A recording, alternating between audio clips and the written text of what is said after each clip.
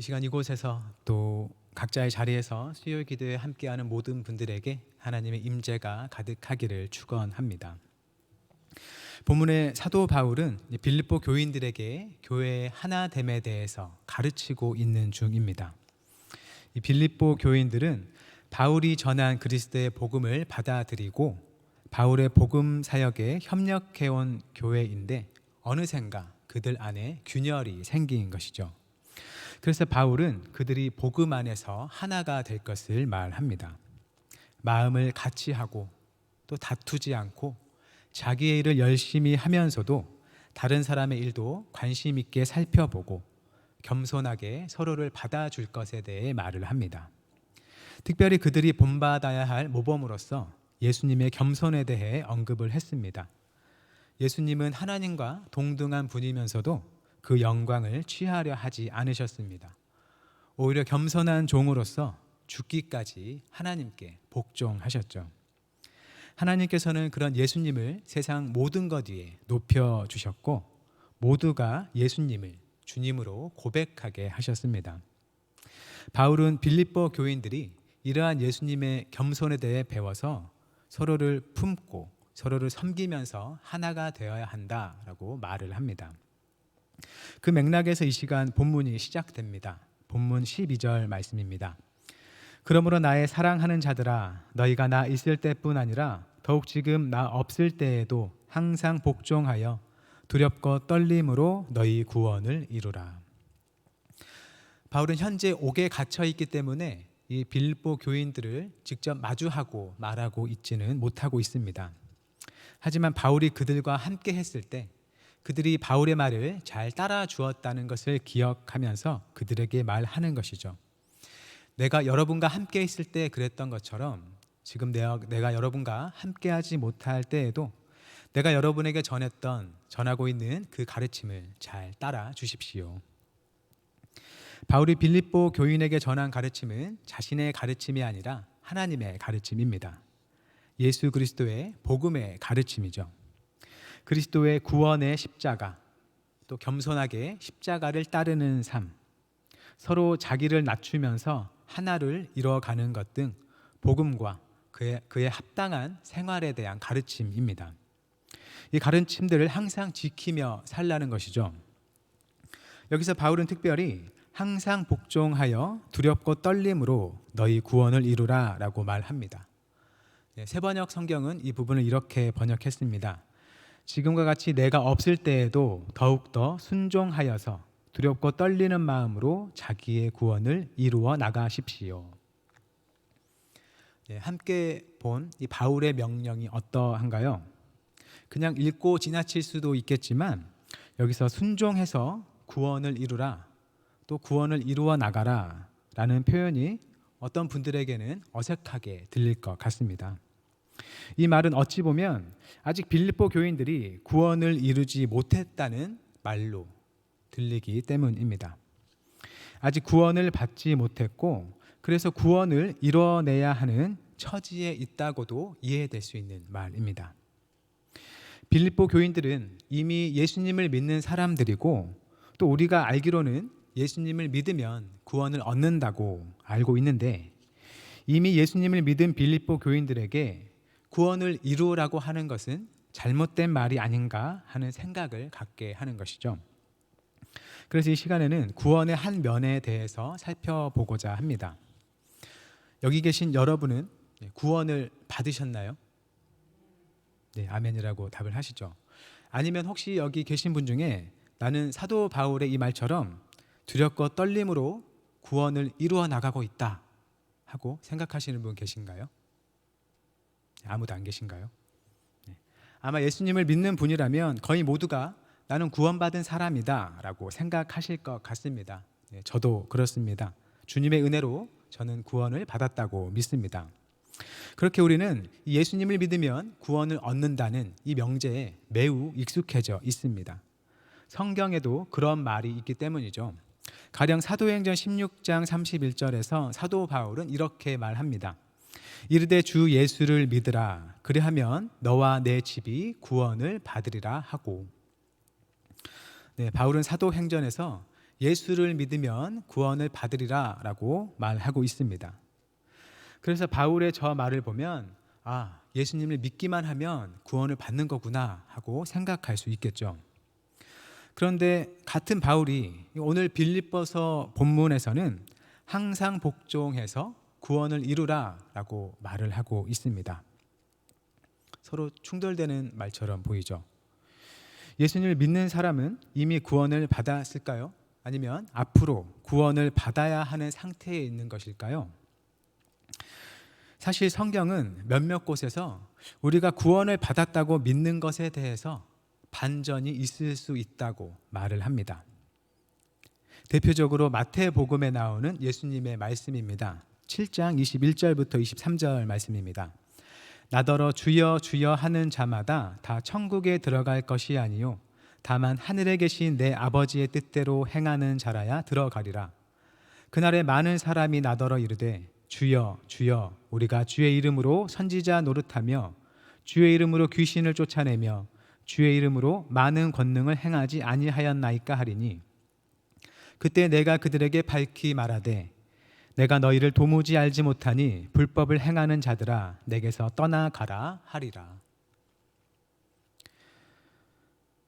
예수님께서는 누군가가 예수님을 부를 때 주로 쓰는 호칭 주님, 주님이라고 예수님을 부른다고 해도 그렇게 예수님을 부르는 자마다 다 천국에 들어가는 것은 아니라는 매우 충격적인 말씀을 하십니다. 아마 이 사람은 자기는 예수님을 자신의 주님으로 믿는다고 생각하기 때문에 예수님을 주님이라고 불렀겠죠. 평소에 주님, 주님 하면서 예수님을 부르며 찾았다는 얘기이겠습니다.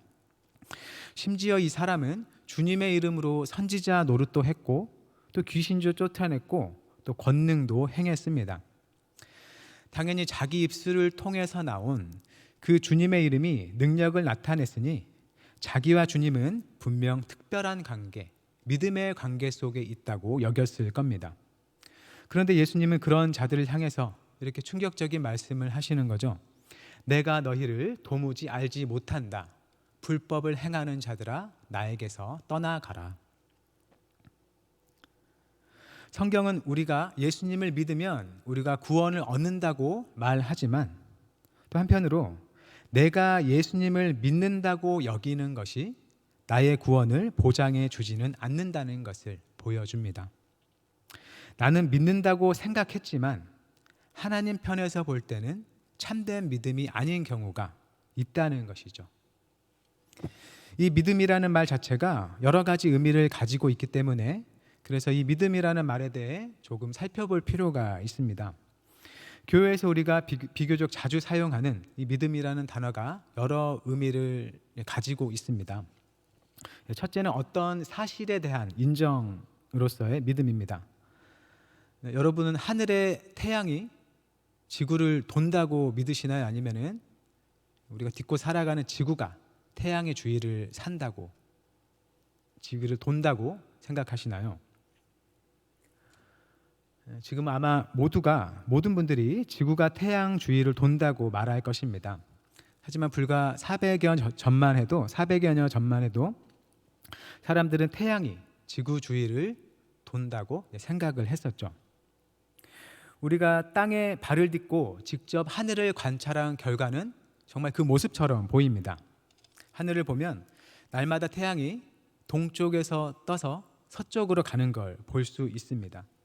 그리고 우리가 발 딛고 살아가는 이 땅은 흔들림 없이 단단히 서 있죠.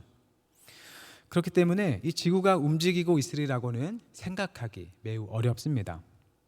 그런데 과학자들의 면밀한 관찰 그리고 연구 결과 태양이 아니라 지구가 바로 태양 주위를 돌고 있다는 것을 밝혀낸 것이죠. 그리고 우리는 그들이 우리에게 제시하는 그 연구 결과를 믿고 그 이론을 사실로 받아들입니다. 우리가 직접 그것을 확인해 보지는 않았습니다. 그냥 말로 들었던 것이죠. 그저 지구가 돌고 있다고 주장하는 과학자들의 말을 사실로 인정할 뿐입니다. 이것이 바로 믿음이 지닌 한 가지 의미입니다. 성경도 이런 종류의 믿음을 말하는 경우가 있습니다.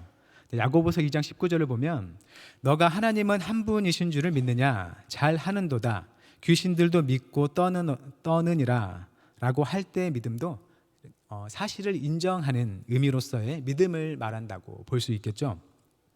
귀신도 이 하나님은 그 누구와도 같지 않은 유일하신 하나님이시란 걸 인정하고 두려워한다는 것입니다. 그렇다고 해서 이 귀신이 하나님을 자신의 주님으로 받아들이고 따른다는 그런 의미는 가지고 있지 않은 것이죠. 둘째로 믿음은 어떤 대상에 대한 신뢰를 의미합니다. 신뢰는 믿고 의지하는 것을 뜻하죠. 어떤 사실을 믿기 때문에 그 사실에 근거해서 자기의 일이나 장래를 맡기고 의존하는 것입니다. 상사가 부하 직원에게 어떤 중요한 일을 맡기면서 자네를 믿네라고 말을 하거나 정치인들이 선거 운동을 할 때 믿고 맡겨주십시오라고 할 때 그 의미입니다. 그래서 성경도 하나님을 신뢰하라는 말을 종종 합니다. 이사야 26장 4절에서 너희는 여호와를 영원히 신뢰하라 주 여호와는 영원한 반석이심이로다 라고 합니다. 하나님은 영원한 반석이 되시니 너희는 하나님을 믿고 의지하라 라는 뜻으로 말하고 있는 것이죠. 이 믿음의 첫 번째 의미, 사실로 인정하는 믿음과 이 믿음의 두 번째 의미, 신뢰하는 믿음의 차이는 약에 대한 비유로 생각하면 구분하기 쉽습니다. 내가 감기에 걸렸는데 한 친구가 어떤 약을 주면서 이 약을 먹으면 감기가 잘 나을 거야 라고 했을 때 세 가지 반응이 있을 수 있습니다. 첫째는 이 약을 먹으면 나을 거라는 그 친구의 말을 믿지 않고 약도 먹지 않는 것이죠. 둘째는 이 약을 먹으면 나을 거라는 그 친구의 말은 믿지만 약은 먹지 않는 것입니다. 친구의 말을 사실로 인정하기는 합니다. 하지만 그 사실에 자신을 맡기지는 않습니다. 셋째는 약의 효능도 믿고 그래서 약을 실제로 먹는 것입니다. 친구의 말을 사실로 인정할 뿐 아니라 그 믿는 사실에 근거해서 자신의 몸을 감기약에 의지하는 것이죠.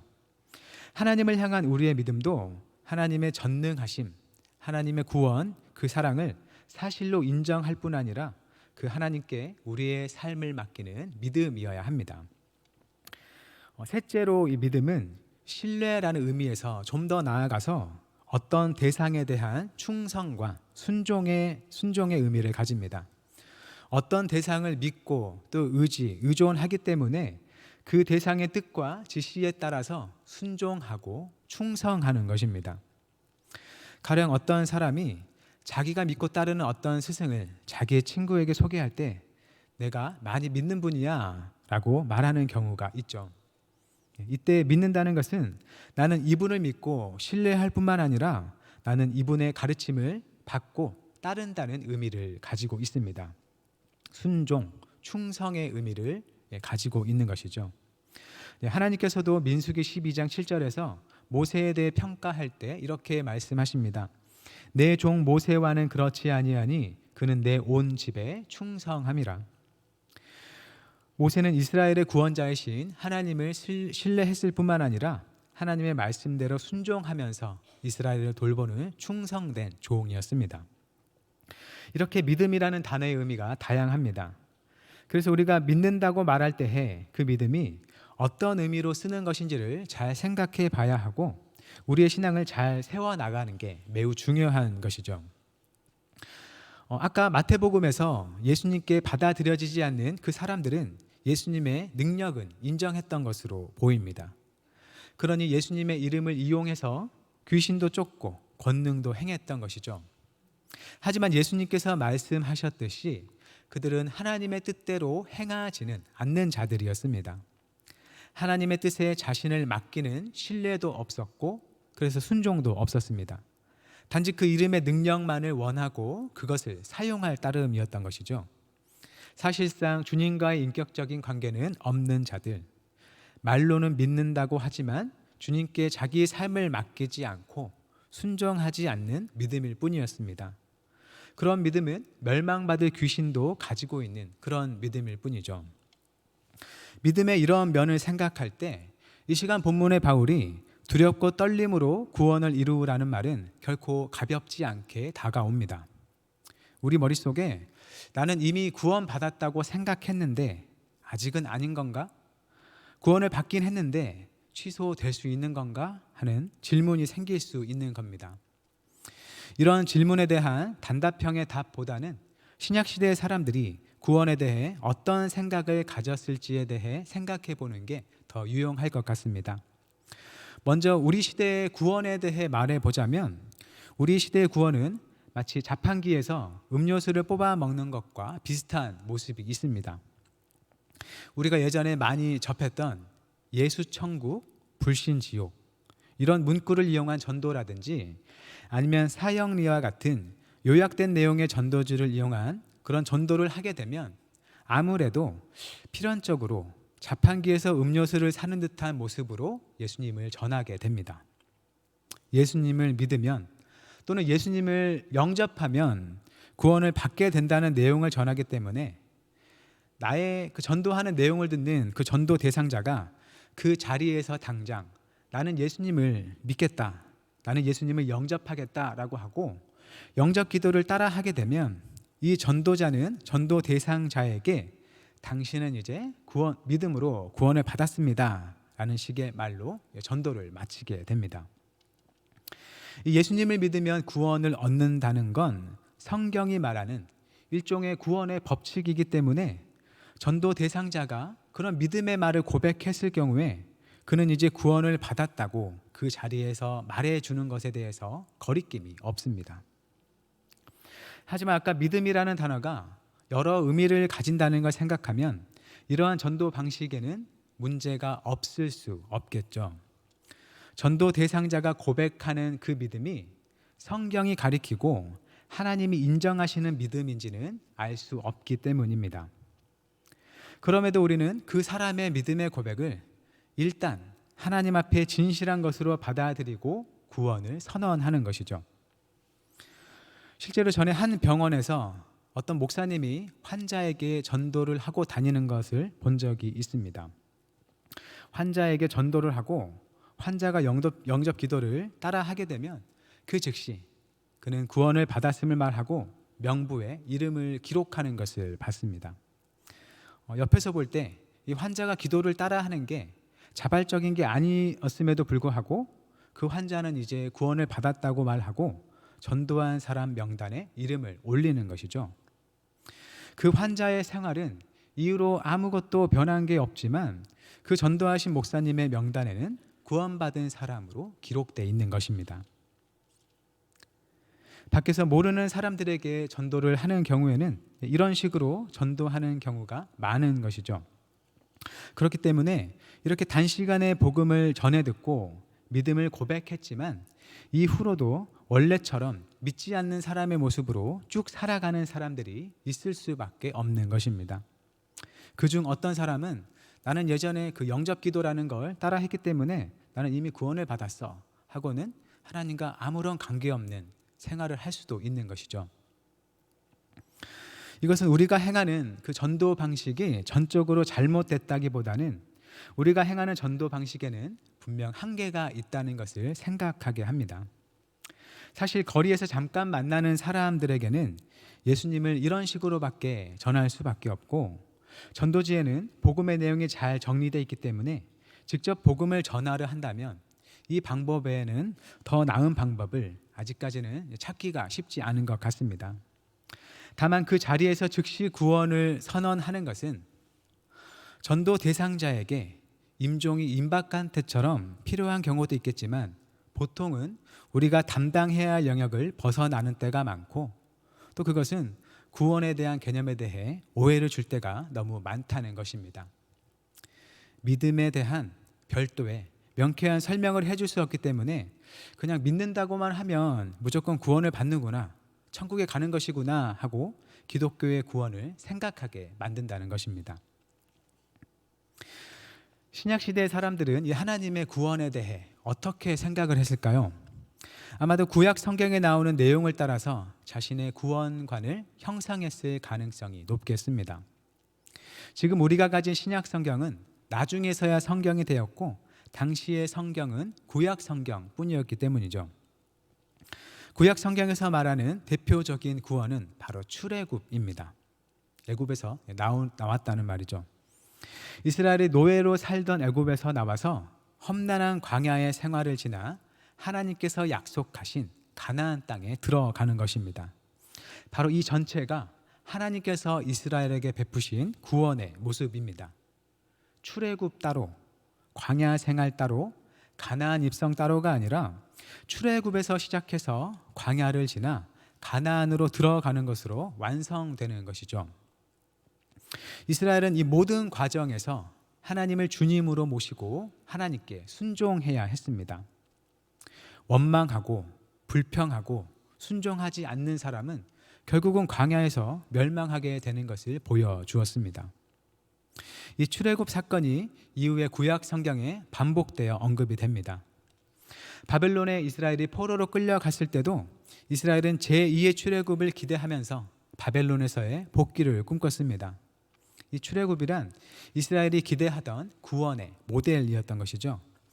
이스라엘을 압제하는 바벨론에서 벗어날 뿐만 아니라 가나안 땅으로 돌아가서 새로이 살아갈 터전을 마련해 주시는 그런 구원입니다. 마태복음은 이 출애굽 이야기를 예수님의 생애에 잘 대입해서 복음을 제시했습니다. 당시 이스라엘의 남자 아기들이 태어나서 생명의 위협을 받았던 것처럼 예수님도 태어나서 생명의 위협을 받았습니다. 그래서 예수님은 애굽으로 피해 있다가 이스라엘로 돌아오셨죠.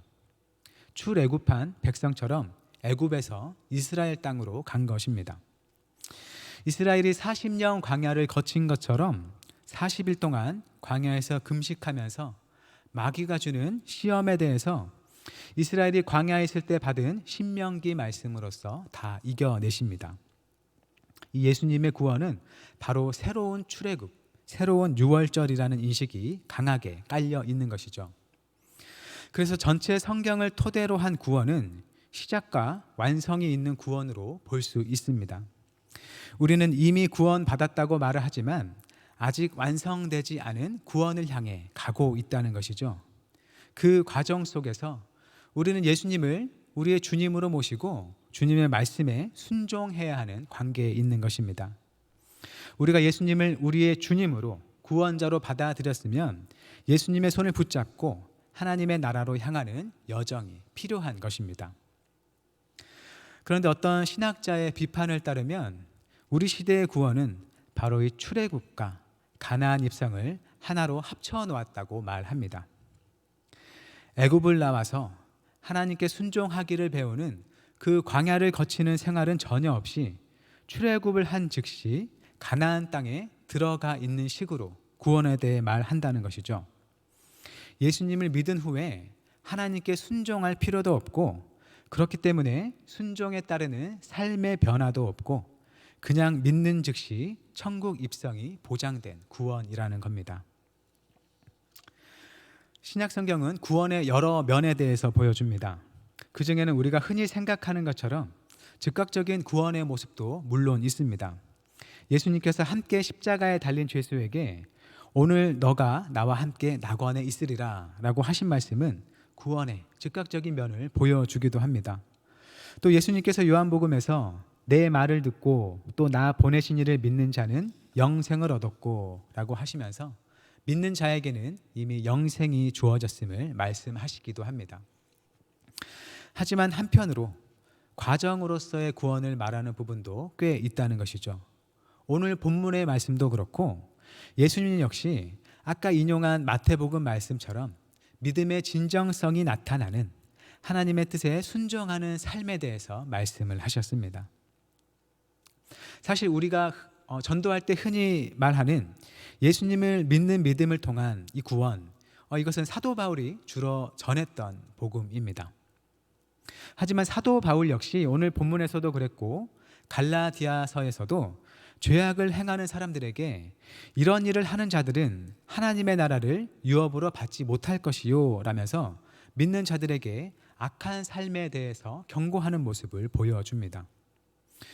우리는 믿음을 가진 이후로 계속해서 주님께 순종해야 할 하나님의 백성으로서의 삶 속에 살아가야 한다는 것이죠.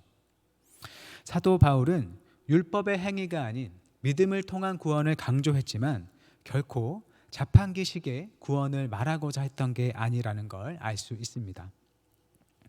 그래서 우리에게 요구되는 믿음의 삶은 내가 예수님을 믿는 믿음을 통해서 하나님의 백성이 되었다는 것을 감사로 받아들이는 것과 나의 주님이 되신 하나님께 순종하는 삶입니다. 그것이 성경이 말하는 믿는 자의 삶, 구원받은 자로서의 삶인 것이죠. 이 구원은 하나님의 은혜로 이미 시작되었다고 말할 수 있지만 아직은 완성되지 않았다고도 또 말할 수 있습니다. 하지만 이 아직 완성되지 않은 구원의 완성을 향해 나아가는 것도 하나님의 은혜로 이루어진다고 말합니다. 오늘 본문 13절은 너희 안에서 행하시는 이는 하나님이시라고 말하면서 그 모든 믿음의 길에서 하나님께서 도우신다고 말을 합니다. 사실 우리는 아직 완성되지 않은 우리의 구원을 날마다 경험하며 살아가고 있습니다. 어제 지었던 죄, 오늘도 조금 짓다가 아마 이 예배의 자리에 오셨을 것으로 생각합니다. 우린 분명 복음을 전해 들을 때 예수님께서 우리 죄를 위해 죽으셔서 우리가 죄로부터 죽음으로부터 해방되었다고 들었는데 실제 우리네 삶의 현실은 그렇지 않은 것이죠. 죄로부터의 완전한 구원을 받은 자의 삶은 이런 것은 아닐 것 같습니다. 하지만 그럼에도 주님께 회개하고 다시금 새로운 삶을 시작하려는 우리의 날마다의 순종이 우리를 점점 정결하게 만들 것을 믿으면서 살아가는 것이죠. 우리는 우리의 이 믿음의 순종의 삶의 끝에 가서야 구원의 완성, 완전한 하나님의 나라를 경험할 수 있습니다. 그러니 우리 앞에 놓인 그 믿음의 길, 구원의 노정을 잘 걸어갈 수 있기를 바랍니다. 말을 맺겠습니다. 사도 바울은 자기의 믿음의 삶을 달리기에 종종 비유했습니다. 내가 달려갈 길과 주 예수께 받은 사명. 나는 다름질하기를 향방 없는 것 같이 아니하고 나는 선한 싸움을 싸우고 나의 달려갈 길을 마치고 믿음을 지켰으니. 바울에게 이 성도의 삶이란 달리기를 하듯이 목표를 향해 나아가는 믿음의 삶이었다는 게 분명합니다. 바울은 다메섹으로 가는 길에서 예수님을 만나고 나서 구원받았다고 기뻐하면서 그 이후에 마음대로 살지 않았습니다. 자기에게 주어진 믿음의 길을 걸으며 주어진 사명을 성실하게 감당했습니다. 우리의 믿음의 삶은 믿는 순간 구원을 받았다고 끝나는 것이 아니라 오히려 시작이며 그 완성을 향해 나아가고 있는 중이라는 것을 기억하시기를 바랍니다. 그 구원의 길 위에서 우리에게 주어진 하나님의 흠 없는 자녀로서의 삶을 살아갈 수 있기를 바랍니다. 그 삶을 통해서 주님의 생명의 말씀을 밝혀서 세상을 구원하고 하나님과 온 교회의 기쁨이 되는 모든 한영교회 성도님들의 삶이 되기를 주님의 이름으로 축원합니다. 기도하겠습니다. 사랑의 하나님, 우리를 주님의 백성으로 삼으시고 말씀 주셔서 그 은혜 안에 살게 하시니 감사드립니다. 우리의 삶이 주님과의 관계와 은혜를 벗어나지 않게 하시고 늘 구원의 하나님을 따르며 살도록 인도하옵소서. 우리의 순종을 통해 우리 삶이 새로워지고 교회가 새로워지며 주님의 생명의 말씀이 새로의 세상을 밝게 비추도록 역사하옵소서. 우리의 모든 삶이 주님의 영광과 기쁨이 되길 원하오며 예수님의 이름으로 기도드립니다. 아멘.